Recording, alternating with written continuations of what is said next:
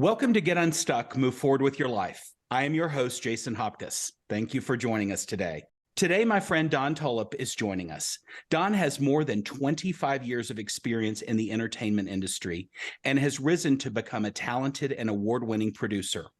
Throughout his career, he has produced captivating multi-camera live events, sporting events, infomercials, music videos, and charity donation reels. He now serves as a vice president of OGK Creative, an esteemed brand strategy and execution firm located in Boca Raton, Florida. As a master storyteller, Don shares his talents with numerous nonprofits, helping them engage donors, bolster board member confidence for 6- and 7-figure donations, and ensure consistent brand messaging. Currently, he is pouring his heart and soul into an extraordinary global production, a multimedia concept called Tranquility Drive. The project is aimed at breaking down the stigmas around mental illness and suicide prevention. Don, thank you for joining me today for another episode of Get Unstuck Radio. Jason, words don't describe how happy I am to be here. Thank you so much for giving us this platform. It means a lot. The pleasure is mine, and I'm so glad that we're going to have a compelling conversation, I know, around a topic that is so near and dear to my heart, mental health. For and, sure. Mental health, for those of you listening, is one of those things that has inspired me from my own personal journey of struggling at times and really going through the journey of recovery over the better part of the last decade, and recognizing that we can do better and we have an opportunity to evolve the narrative. And when Don and I were connected through a mutual acquaintance, I was immediately captivated by his perspective of how he sees mental health, and knew he would be a compelling guest for us to start to unpack how we can do better. So, Don, again, it's a pleasure to have you here. Those are big words, Jason. I hope I can live up to that. I think you've got this. I mean, we've had some pretty inspired conversations so far. Let's do this for the audience. But, I guess first and foremost, I mean, you have a pretty esteemed background in doing work that I would say serves others to make them look better and shine their best. How did the transition into becoming an advocate for mental health and supporting that topic really come into focus for you? Yeah, that's a wonderful question. It's been a fun career, and I was fortunate enough that my dad was a senior vice president working for Viacom. So as a little kid, I was on the Hollywood set. So this opportunity of being a storyteller from every aspect, whether it's TV, film, static, experiential, whatever it may be, starts to become ingrained in your soul. So every day, to put $1 in our pocket, we help our clients try to tell their story a little bit better. But when it came down to a personal passion of being able to shift the narrative, that's where it wasn't just me, but it was a group of us, of people that are in our inner circle that have all had some really tough experiences personally. And it was just kind of organic how we all came together to say, are you sick and tired of hearing on the news another person that jumped off a building? Are you tired of this? What can we do about it? And that's where it's not a shift, it's a parallel. I have my full-time job, but I spend extra time trying to see, we use our storytelling skills to be able to open up this dialogue. I love that. And really, I think most things that are born out of collaboration and sheer struggle, the things that people are struggling with often become the most inspired output. And, I wholeheartedly agree with you on this perspective around the news is scary, sad, and traumatic, which frankly has inspired a lot of the work that I've done with my own organization, Connection Project, and recognizing again, not from a place of criticism of the traditional system, but we can do better. I think so. What was the inspiration point that really compelled you to start having these conversations? I know you said you recognized, people struggling with things in your community. Mm-hmm. What sparked that for you, and how did that come into focus? Yeah, it was a culmination of things. Over the years, I had a wonderful uncle that got himself into some financial difficulty. And because he didn't feel that his wife and children could handle the negative news of not being showered in gifts any longer. Those vacations, we won't be staying at the Ritz-Carlton, we'll be staying at the Holiday Inn. Because he couldn't have that conversation, he took his own life. Then it gets worse. 6 months later, his son, a thriving lawyer with nothing but potential, did a copycat and also took his life. So out of an immediate family of 5, 2 of the members are no longer with us. Now that leaves the uncles, the cousins, the nephews saying, what the heck just happened? And we aren't armed with the right tools on knowing what to say and how to act. So that was a part of it. And another part, just to wrap the story up, was not that long ago, a wonderful family that's connected here in Delray Beach had lost their son, who had every single thing going for him. A 4.0 cum, a beautiful new car, a gorgeous girlfriend, friends, great athlete. I mean, what else can you ask for? And he took his life. And what that did to us, Jason, is it left us numb. It left us overwhelmed. It left us feeling, why and what can we do? We can't go backwards in time. We can't bring him back. But what can we do right now that can shift the dynamic so this doesn't keep occurring? And that is a long-winded answer. I'm sorry about that, but it was the spark of what made me get into this passion project that we're doing. No, it's a perfectly appropriate answer, and thank you for being vulnerable and sharing the personal story that brought you to this. And I mean, even when I think about the inspiration for this show, I mean, the work that I have done over the last decade is because of my own breakdown. And as I said in the intro, I mean, I really for a solid year believed that getting out of this life was the only thing I could focus on. And there was something within me knew that there was a bigger cause and perfect. And when the universe didn't take me, it was like, okay, how are you going to show up and serve others? And I would love to say the stories that you just shared with us are uncommon, but unfortunately they are not. And for anybody that's listening who has ever considered or lost a loved one to suicide or, is contemplating it themselves, I mean, I really go back to the words, it is a permanent problem or a permanent solution to a temporary problem. And frankly, what I'm so grateful for in having this conversation is, the things that we are ashamed of in our lives, they can't live in the light. So the more we talk about them, the more we normalize these conversations that I think many of us go through in life's ups and downs. The more we can normalize that, I think the better outcomes we have in helping people who are in a dark place feel more supported. But much more difficult than being able to accomplish. Easier said than done. So what we 100%. find, is that people will speak about it. They'll stick their tiny little toe in the water, and they may tell their best friend, "I'm having a problem."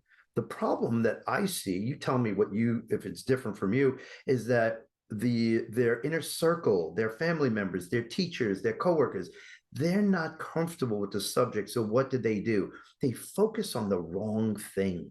They focus on what they're hearing, not what's underneath the problem. And there lies, I love that you're talking about it, but how can we put more teeth into the conversation? How can we ask better questions? How can we find those red flags before we get to the point like, uh-oh, this is a real problem here?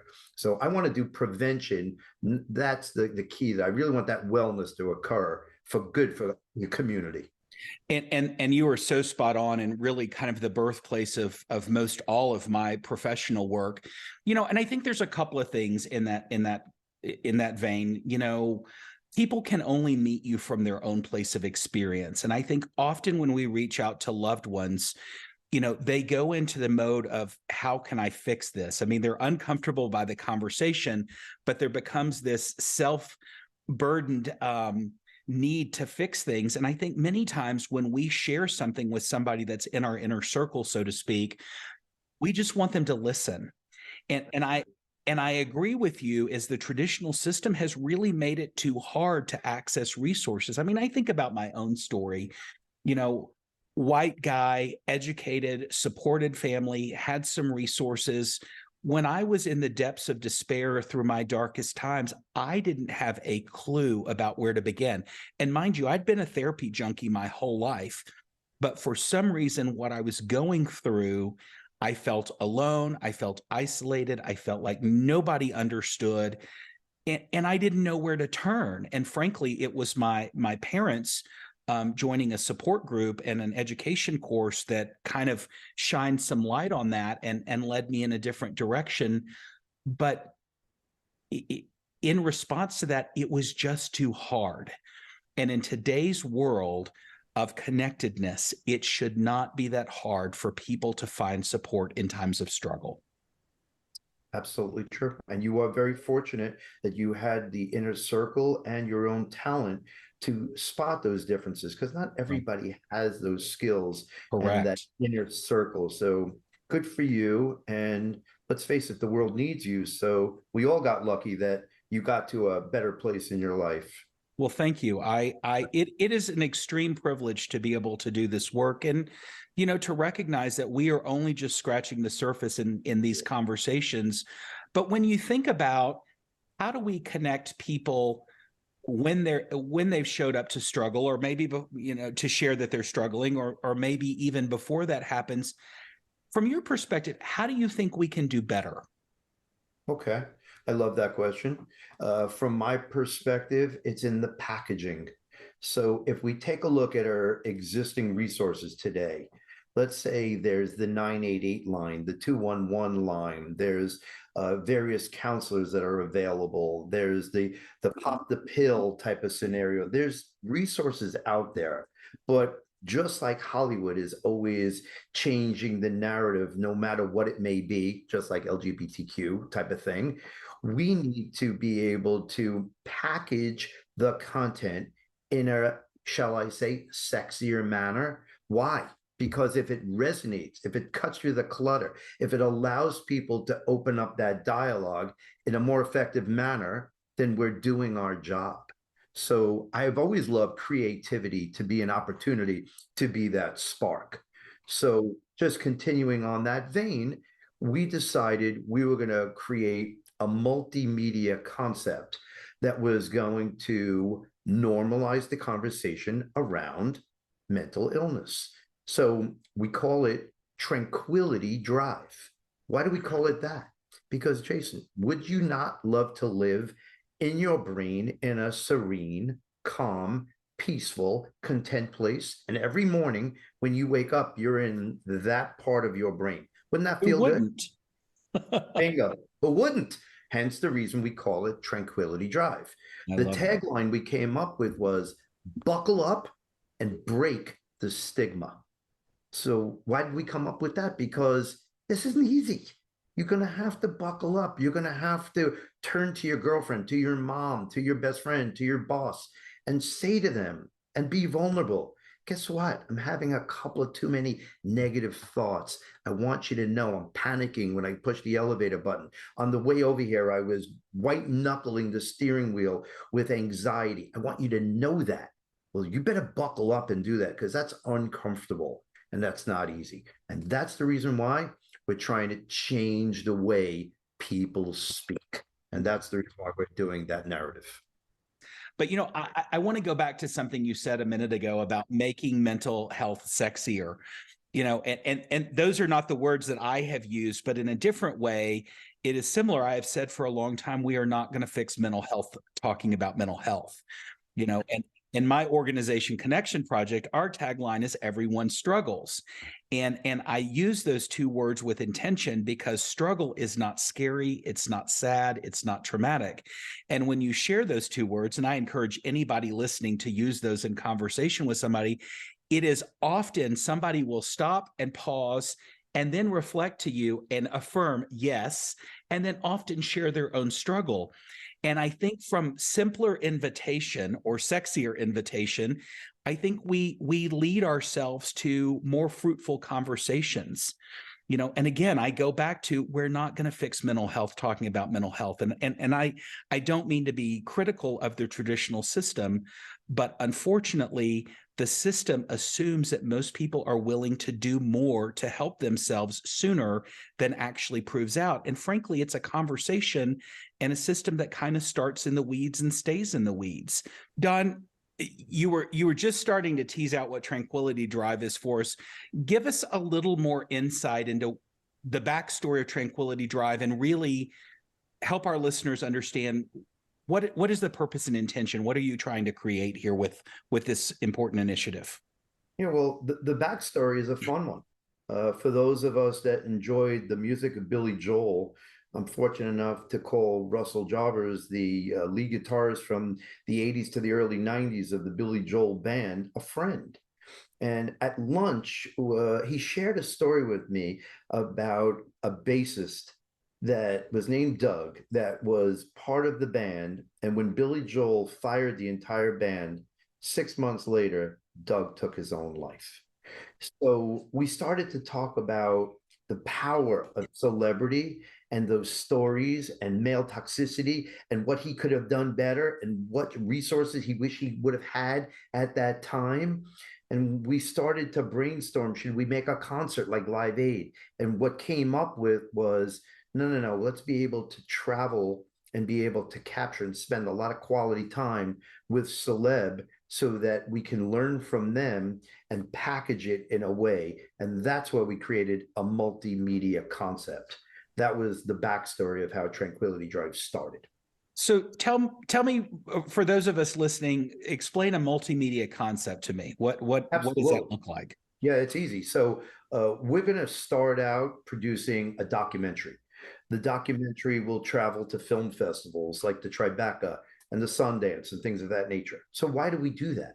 I want to build an audience. But when we are going ahead and creating social media assets or documentary films, we can ask the audience, what did you love? What did you not love? What do you wish there was more of? Once we take that, we move into a television series. And if we're sitting next to an executive from Netflix or Hulu or NBC, we can say, listen, here's our audience. We've already built the audience for you. Now we're going to ask you, give us a 10-pack series that we can bring this message out in a fun, engaging, inspirational manner. And then from there, we're doing Tranquility Drive podcasts. Maybe we'll even have you as a panel expert. We'd love that. Then there's the opportunity of doing radio shows in real life where we go to college campuses. We take our suicide prevention experts and we ask the audience about what they just learned, what we heard from Lady Gaga, etc. And we make that in real life event. It's every aspect of media in a way so that we're telling our story to all various audiences of all different ages, of all different cultures. That's why we call it a multimedia concept. So it really is it is a unique collaborative experience that is informed by many varied perspectives. Tell me, how are you all informed from the mental health side of things of the experts? I know you've got some pretty compelling experts that have contributed to this. What does that look like? Yeah, it looks like chaos. It looks like a lot of stuff.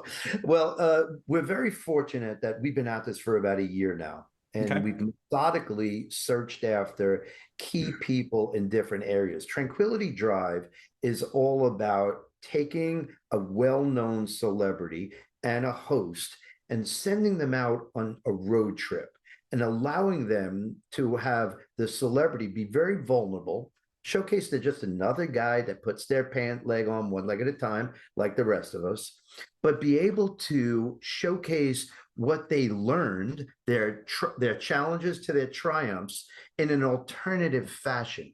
So we're not knocking therapy, we're not knocking taking Alexapro, we're not knocking that, but on top of that, we're showcasing there's fantastic alternative ways that people can start to change their negative thinking to a positive one, to see that there's positive light that can come in through their mind.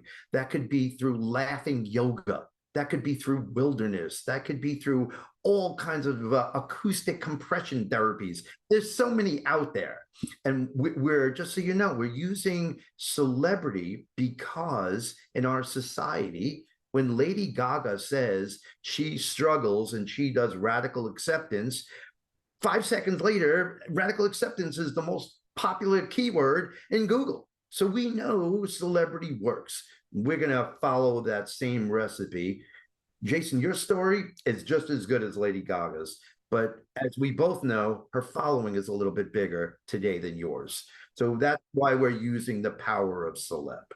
Does that answer your question? I think we may have gotten off target, but no, that ties things up beautifully. I love the power of leveraging celebrity, because they do have a platform, they do have an audience, they do have people that support them in their work, and I think through the ability to share the sheer vulnerabilities and normalize, the status that they come into the world, that they're still people, putting their pants on one leg at a time like everybody else is. I think there's a normalization in that. And I know celebrities can get a bad rap for using a platform in a way that is not aligned, but it sounds like intentionally you guys are really wanting to highlight struggle, yeah, and that's through struggle, exactly right. create connection. That's exactly right. We were fortunate that we interviewed Ryan Dusek, the drummer, the ex-drummer from Maroon 5, who wrote a great book called Harder to Breathe. And he heard about our show, and we're in early conversations. Can we put our efforts together? His life was basically Tranquility Drive, where he's on the top of the mountain and he struggled and he figured out a way to get to the other side, and he's doing therapy. And we see that this proven recipe works. So we're excited to share it with the world in a cooler manner that should get people to go, well, wait a minute, let's learn a little bit more about this than a traditional government kind of a capacity. I really love that perspective, and it's interesting. So in my own coaching and consulting business, I have a couple of clients that I'm doing vivid visioning exercises with right now, and it's really about Vivid visioning. yes, it's about digging deep into kind of what is the legacy that you want to leave and what is the mark you want to leave on the world. And really it's kind of discovering your why from a different perspective. And what I have found with two clients that are working on this together in similar spaces, and they are friends and connected, it's an opportunity to reevaluate from a different season of life. Like, what is my why? Where they started their careers was potentially very different than where they are today. And what this process has done has revealed that it is important for us to kind of peel the onion, so to speak, to move forward as we move through seasons of our lives. And I think concepts and initiatives like what you've taken on with Tranquility Drive, really get to the heart and the root of, we are all humans having a human experience. And I think from that understanding, there is a new place of conversation. And I love how you're wanting to do that through the lens of celebrity, but I also love that you're doing it informed about the system from people who support the system, to know that people's needs can be met. And we talked earlier about the importance of resources and after the fact.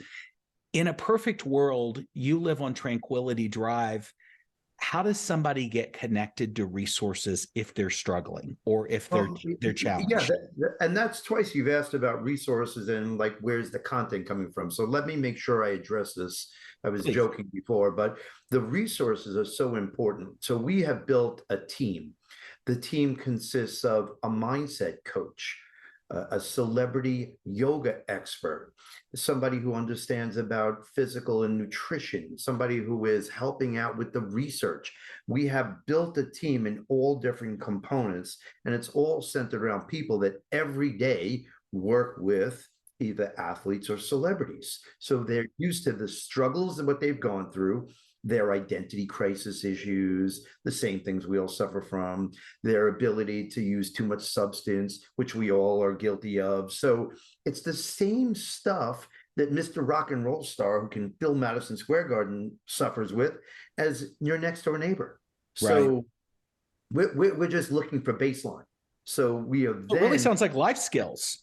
it's exactly right. You know, how But do we being integrate able healthier to take it, skills? yeah, if you've got money in your pocket and you've got more access, all right, well, maybe I can find some people that you may not have heard of.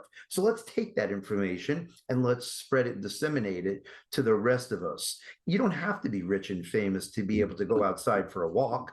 Anybody could get nature, get sun on their face, but how do you celebrate the fact that you showered? How do you celebrate the fact that you feel good with clean clothes and you took your dog for a walk instead of sleeping 12 hours a day? This is the beginning of the shift in the dynamic to feel better about where you are today. And I that's what love I love this approach of making this more accessible. You know, that you don't have to be rich and famous to be able to take a walk around the block or drink enough water or get enough sleep or get 15 minutes of sun on your head a day. I mean, there are what I call self-empowerment resources that all of us have available 24/7, 365 for free. And I think, you know, with all of the wonderful gifts of technology, many of us have buried ourselves in this perceived connection on devices, and there is an erosion in our mental health. I know when you and I were preparing for this episode, we talked about, you know, self accountability as a key component to doing this work. Share with me, what are your thoughts about getting somebody to connect with this work? Like what are the key components that really need to be at play for somebody to get the value and benefit out of an initiative like Tranquility Drive? Yeah, that's such a loaded question. How many hours do we have for this conversation again? We've got about 30 more minutes. Maybe not even. Speak fast, speak fast. So I think we've mentioned the word stigma multiple times today, right? So how do you disrupt a stigma? Let's stop and pause and ask that question. Where does a stigma come from? In my opinion, and our team's opinion, it comes from a lack of understanding. It comes from a narrow-minded viewpoint. And sometimes it comes from fear. And then when you break down the various kinds of stigmas, one of the ones that we're focusing on right now is a self-stigma, a stigma where your negative voices are keeping you down. Should I change jobs? I'm very comfortable. What if I fail? Should I ask the girl out on a date? What if she says no? All of those negative voices that hold us down. So if we're going to break that, if we're going to change that conversation in our brain, exactly how Robin Williams suffered all those days in his brain with all those negative thinking, well, what we'll have to do is create a bridge between where you are currently and where do you want to be. And this is a very slippery slope. This is a very delicate bridge. In my opinion, it's the missing tool that all these other Hollywood media programs like The Shop Uninterrupted with LeBron James, or The Weight of Gold that came out with Michael Phelps, all these wonderful things that talk about identity crisis and mental illness are out there, but nobody is giving our audience the tool to just take the first baby step. And that's what we're doing. I love that. And something that reminds me of what I've often said about stigma. Stigma is a word I don't love personally. I'm going to put that out there. Right. And here's the reason I don't. I think because community looks at stigma as something that is being put upon us by a bigger source than us. And of course, it can happen in that way. But I think when you talk about the heart of stigma, of where it lives and where it lies within us, it is the negative trash talk between our ears. It is our perception around a topic, a conversation, our thoughts and beliefs on certain things. That to me is the birthplace of stigma. And you take groups of individuals who believe similarly, then you have community stigma. And I think that's a pretty different perspective than how we traditionally talk about it. And for anybody that's listening, from my perspective, and it sounds like this may mirror some of the sentiments you have, Don, a lot of busting stigma starts with your own beliefs and perceptions in your head. 100%. 100%. There's no doubt about it. I've lived this. I'm a tennis player. I go to the beach. I see these people, a group of Latin people having a blast. They're playing beach tennis. And every day I would walk by on a weekend and I'd look over and go, man, I want to play that, but I don't speak Spanish. And when my voice is, they won't like me. I'm the gringo. They don't want me there. I'm older than them. And I never played. One day I pushed myself and I said, hey guys, can I just learn? It has now been 2 years. I've made multiple friends. I'm addicted to this beach tennis game. And I had to change the negative thinking in my brain to get uncomfortable to be able to get to the other side for something that I now love. So it's not easy. It's definitely not easy. But when you get uncomfortable, there's growth. Well, I think about it in terms, and I forget what movie that it was from, was having that 20 seconds of insane courage. Like being able to push past those negative thoughts and limitations that say, no, I can't do that, and say, yes, I can. I mean, it was the 20 seconds of insane courage that you walked up, introduced yourself, and asked to join. And here you are years later, you're having the time of your life doing it. And I think that, again, I don't think that is a conversation that is for highly trained people. I think that those are skills that any of us can hone, but really it starts with a willingness to step beyond our comfort zone and get out of the box, so to speak. And I don't know about you, that's where some of the richest experience comes in life. 100%.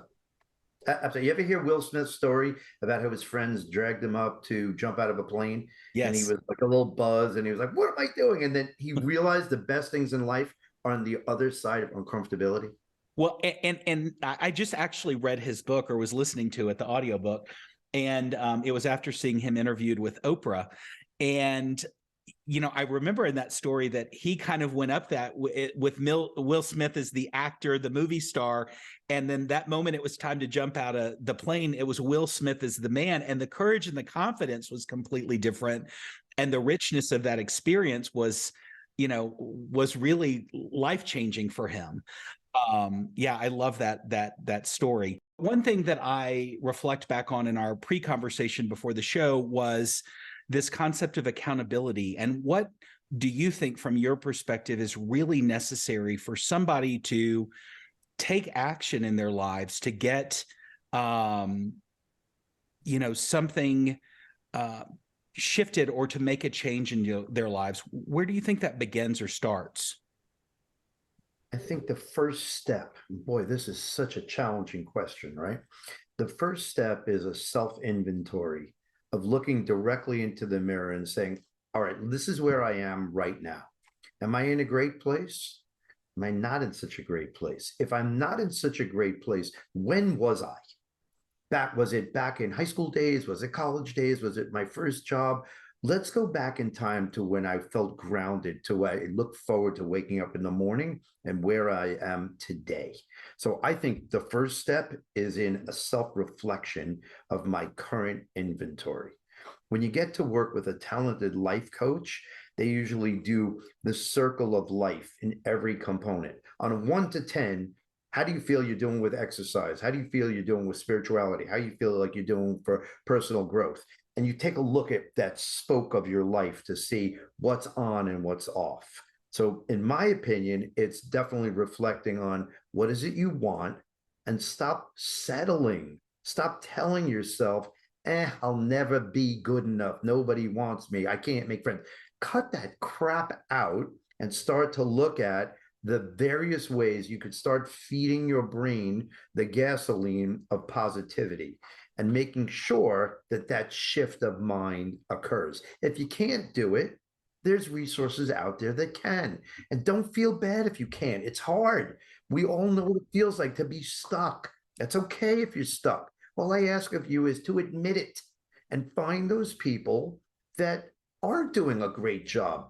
Go to your coach, go to your guidance counselor, go to your best friend. Find somebody who seems to have it all together and ask them, what are you doing that makes you so happy? There's answers right next to you.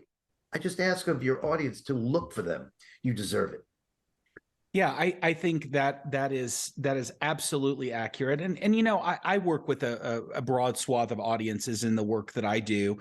And I think that there is a differentiation point. I mean, there are people who are really down in the funnel with mental illness that, some of these concepts are going to be harder to apply, certainly initially. But I think of the work that you're doing as something that really anybody could embrace. And what I'm hearing from you in different language is, how do we make access to resources more accessible? How do we make it easier for us to get connected to things when we're struggling? And really what you're sharing with us, and I agree with, is it starts with a willingness of self to say, I am struggling and I need help. I agree. Yes, that's exactly what I'm saying. Word for word, just admitting it out loud, in my opinion, is the best first step. Isn't that what they say for the Alcoholics Anonymous? Hi, I'm Don Tolip and I'm an alcoholic. Isn't like that the best thing Right. you could do is just admit it? Let's just start admitting it. And if we can have those intimate conversations with people that love us, that want us to be happy, that want better for us, then that's where it all begins. Well, and aside from other people wanting that, I think it starts with wanting it for yourself. I mean, admitting the struggle to yourself first. And to your point, most of us have somebody in our circle of influence that we have the ability to reach out to. And again, I don't think it has to start with a conversation that looks like bearing your soul. It can be as simple as, hey, I've observed that you're generally pretty upbeat and happy, and it looks like life goes your way. What's your secret? Or how are you getting the results you get in your life? I'm inspired by you. I think I go back to the psychology of humans, and most of us want to be heroes. So when somebody comes to you and says, I am inspired by what you're doing, tell me more about it, I think it's pretty rare that somebody's not going to share with you what they're doing, what their magic sauce is, and they may not even know. But to me, that is the birthplace of having more authentic conversations. How do we get plugged in to ourselves in a new and different way? And I know you've taken this approach through celebrity and normalizing that. But what if I'm the person who's never met a famous person or is not inspired by famous people? Help me normalize Tranquility Drive, and the storytelling that you intend to do through an initiative like this, that better meets kind of everyone where they are. Yeah, Joe Brandmeier is our director. He was fortunate enough to work with Prince and Bono and Janet Jackson. Every time we have a pre-production meeting, he always says, you know what, Don, remember your neighbor that you told me about? Why don't we get them on this show rather than the celebrity? Because he feels those stories are just as equal as powerful as Right. the celebs. So we're all people, right? Right. There is a I'm ready situation. for my close-up whenever you tell me, Don. You're always welcome. We see there's a lack of education and an awareness around mental health, right? And that perpetuates the misconceptions and the stereotypes. So right off the bat, if we're just providing people with more tools and more resources, you don't have to be a celebrity. It can be anybody that will benefit because now you're armed. And that armed is going to really help you. There's a crazy stat I heard that more than half of our society will need mental health and will not get it. More than half of us. Well, and I think that's not an inaccurate statistic, and I think there's a few reasons for that. And to add to that, I think we now have a demand for services, mental health services, and the supply is not there. Fortunately and unfortunately, I mean, we've all been through this collective pandemic for the last 3 years. In my perspective, there are some gifts that came from going through that. Among them is that we are talking about our struggle in a way that we never did before. Sadly, we have a system that was not designed to support that many of people in need. So there is a way to, I think, redefine this, where projects like yours, I think, beautifully fit in. I go back to what we were talking about before the break, these empowerment tools. I can't tell you how many conversations I'm in that I will remind people about taking a walk, drinking enough water, getting sun on your head, getting enough sleep, practicing gratitude. There are things that we have available to us that we can avail ourselves to in any given moment that can shift our mood state. And again, I think part of where this conversation has failed historically is there is zero differentiation for the average person who is not familiar with this, who maybe it hasn't hit their home. There's zero differentiation between mental health and mental illness. And mental illness, like any other illness, cancer, heart disease, diabetes, that is an illness that can be treated. And people that struggle with mental illness, there are treatments that they can utilize that can shift their illness from a state of bad to good. But mental health really is something that we all have. There's never been a normalization of this conversation from the perspective of if you have a brain in your body, which we all do, you have mental health. And I think from that, we have had real fits and starts around how do we have this conversation with people in a way that connects. And frankly, we all have mental health. Everybody's got health and we're all having a brain. So yes, we all have mental health. Now, how do we keep it healthy? That's going to be the big question. Well, I think the initiatives that you're taking on with Tranquility Drive are a giant step forward. Walk me through, after you build this big, beautiful platform, what do you think the ideal way for somebody to stay connected is? I mean, it's wonderful to watch a documentary, but then what? I look at so many powerful initiatives, and it's like it takes you to the height of the mountain, and then it kind of drops you off after the fact. It was watching Weight of Gold in my living room with the other executive producer, Julie Payton. We turned off the TV and we said, so now what? And we felt so empty. So this is the reason why we have developed the most important part of Tranquility Drive, which is our follow-up system. So it's a very simple to follow manual guide that starts out with basically a self-checklist of where are you today, with various different exercises that anybody can follow as long as you put a dash of effort into it.